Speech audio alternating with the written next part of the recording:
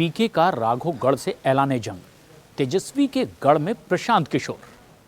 दरअसल बिहार की राजनीति में चर्चा इस वक्त सिर्फ एक सवाल पर, प्रशांत किशोर राघोपुर क्यों पहुंच रहे हैं। जनसुराज आंदोलन के संस्थापक और अब पार्टी प्रमुख प्रशांत किशोर ने ऐलान कर दिया है कि 11 अक्टूबर को वो राघोपुर चुनाव प्रचार अभियान की शुरुआत करने पहुंच रहे हैं और इसी दिन लोकनायक जयप्रकाश नारायण की जयंती है।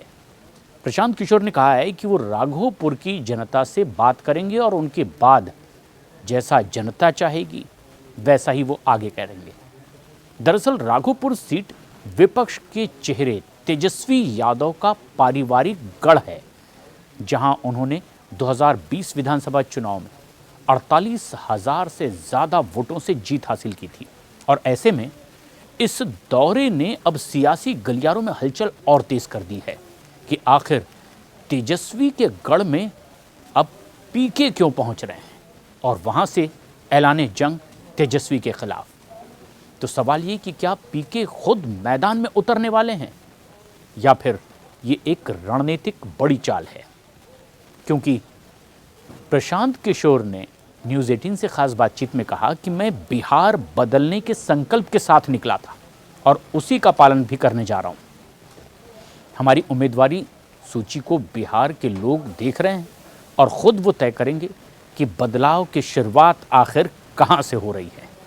प्रशांत किशोर ने संकेत भले ही साफ साफ ना दिए हों, लेकिन उनके बयान और राघोपुर की लगातार होती यात्राएं बहुत कुछ इशारा कर रही हैं। जनसुराज ने अपनी सूची जारी करी थी 51 प्रत्याशियों की और इसमें 17 अति पिछड़े समाज से आते हैं। प्रशांत किशोर ने दावा किया कि किसी पार्टी में इतनी हिम्मत नहीं कि 30% से ज़्यादा टिकट पिछड़े वर्ग को दे सके। जनसुराज ने यह कर दिखाया है। लेकिन विश्लेषक मानते हैं कि राघोपुर का चुनावी दौरा प्रशांत किशोर के लिए प्रतीकात्मक महत्व तो रखता है और ये सीट बिहार की सत्ता की राजनीति का एक बड़ा प्रतीक भी है। जहां एक और तेजस्वी यादव का वर्चस्व है, वहीं पीके वहां जाकर के सीधे ये संदेश देना चाहते हैं कि बदलाव की लड़ाई अब सत्ता के गढ़ से होगी। हालांकि प्रशांत किशोर ने खुद के चुनाव लड़ने पर साफ तौर पर कुछ नहीं कहा कि आखिर वो राघोगढ़ जा क्यों रहे हैं और राघोपुर जाने का मतलब आखिर क्या तेजस्वी के गढ़ से उन्हें सीधे सीधे चुनौती देना है। लेकिन उन्होंने कहा कि ये पार्टी तय करेगी कि कौन कहां से चुनाव लड़ेगा।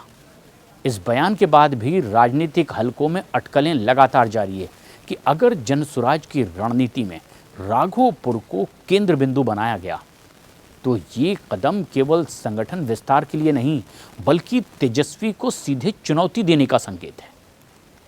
राघोपुर वैशाली जिले का एक प्रमुख विधानसभा क्षेत्र है जो पटना से महज 50 किलोमीटर की दूरी पर है और यहाँ यादव मुस्लिम दलित समीकरण बहुत ज़्यादा मजबूत है। तेजस्वी का अच्छा खासा प्रभाव भी यहाँ पर पिछले चुनाव में देखा गया और असर 2020 के आरजेडी के रिजल्ट में आया। यहाँ पर 54% वोट शेयर इन्होंने हासिल किया था। लेकिन अब सिर्फ बीजेपी और जेडीयू ही तेजस्वी की आरजेडी कांग्रेस के सामने नहीं, बल्कि अब एक नया सियासी खिलाड़ी खुद प्रशांत किशोर सियासी मैदान में हैं बिहार के इस विधानसभा चुनाव में। लेकिन बात यही नहीं, वो तो सीधे तेजस्वी के गढ़ पहुंच रहे हैं।